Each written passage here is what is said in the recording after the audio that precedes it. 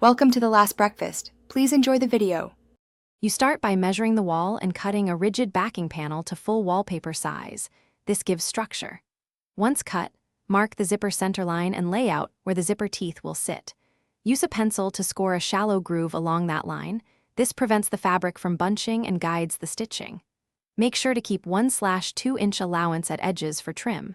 This initial precision saves time later and keeps the zipper track perfectly straight as you build. Now you install the zipper tape into the scored groove, aligning teeth centered on the line. Apply construction adhesive in the groove, press the zipper tape in, and clamp until set. This secures movement. Once set, lay your decorative wallpaper fabric over the zipper, smoothing from center outward to avoid bubbles. Use spray adhesive sparingly where fabric meets zipper to keep texture consistent.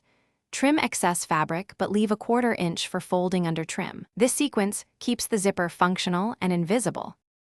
Finish by installing thin trim over the panel edges, nailing into the backing to hide raw fabric. Once trim is set, test the zipper by zipping open and close 20 times. This seats the slider and reveals any snags. If it binds, remove trim slightly and loosen or reapply adhesive at the problem spot, then retest. Make sure slider alignment is perfect. Replace the slider if teeth skip. With these final checks, the zipper wallpaper operates like a normal zipper while staying decorative. Thanks for watching. If this was helpful, leave a like and consider subscribing. See you next time.